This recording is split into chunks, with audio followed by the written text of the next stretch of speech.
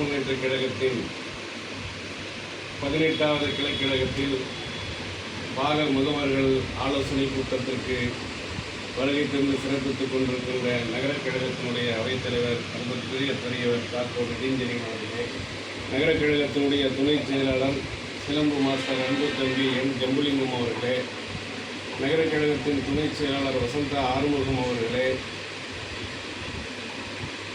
தலைமை கழக பேச்சாளராகவும் திராவிட முன்னேற்ற கழகத்தின் கொள்கைகளை மேடை தோறும் முழங்கி வருகின்ற மாவட்ட பிரதிநிதி அன்பிற்குரிய அண்ணன் பெரிய கோட்டீஸ்வரன் அவர்களே, மாவட்ட பிரதிநிதியும் அன்பிற்குரிய தம்பி கே தண்டவாணி அவர்களே, எனக்கு முன்னால் நல்லதொரு கருத்துக்களை வழங்கி அமர்ந்திருக்கின்ற நகரமன்றத்தின் சிறப்பாக பணியாற்றிய தலைவர், என்னோடு இன்று நகரமன்றத்திலே மக்களுக்காக குரல் எழுப்புகின்ற பொதுக்குழு உறுப்பினர் அன்பிற்குரிய சகோதரி குடியரசி அவர்களே, என்னோடு நகரமன்றத்தில்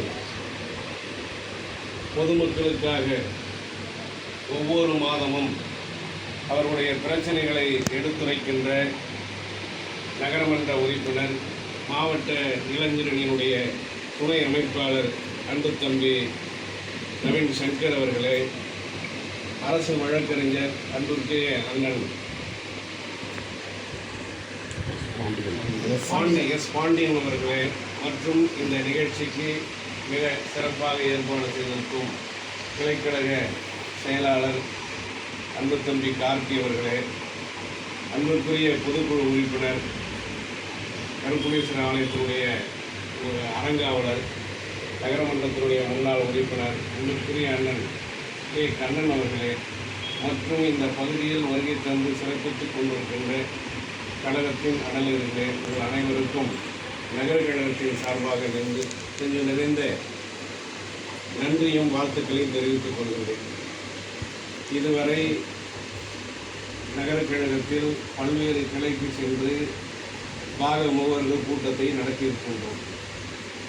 ஆனால் இன்றுதான் இருக்கின்ற அத்தனை பேரும் இளைஞர்களாகவே இருக்கின்றனர். அதற்காக இந்த பகுதியை நான் மனமாற பாராட்டுகின்றேன்.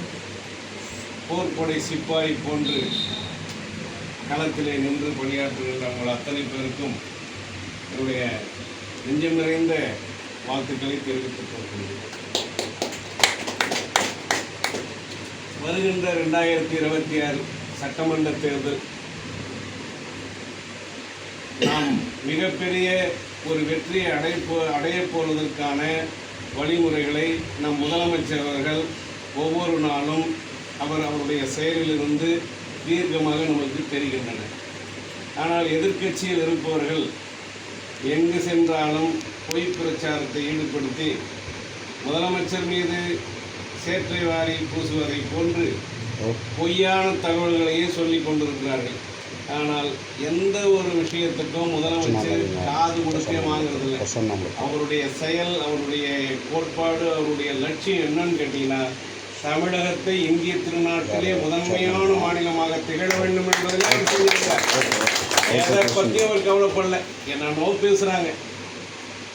கரூரில் நடந்த சம்பவங்கள் எல்லாருமே தெரியும். ஒவ்வொரு மேடையிலையும் முதலமைச்சரை தான் கார்னர் பண்ணாங்க, வேற யாரையும் பண்ணலை.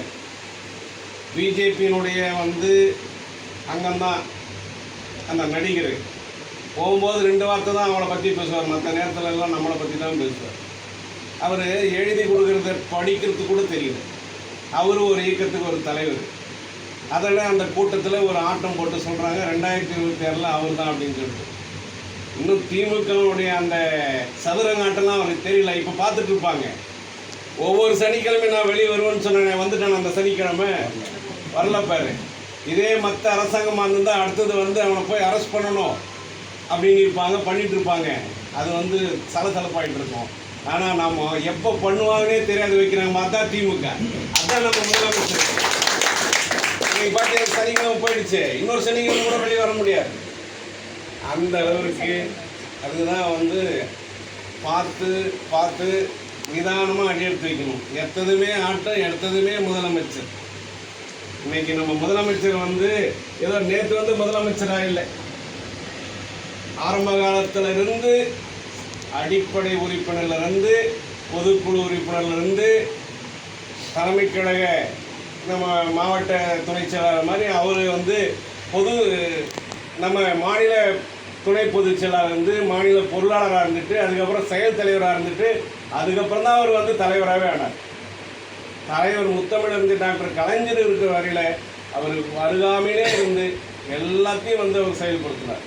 அதனால தான் எந்த பேட்டி கேட்டாலும் முதலமைச்சர் நம்ம முத்தமிழறிஞர் டாக்டர் கலைஞர் நம்ம தலைவரை பற்றி சொல்லும்போது உழைப்பு உழைப்பு உழைப்புன்னுவார். அந்த அளவிற்கு இன்னைக்கு உழைச்சி உழைச்சி உழைச்சி உயர்ந்த இடத்துல வந்து உட்கார்ந்துருக்காரு. அது ஒன்றும் சாதாரணமாக கிடைச்சில்லை.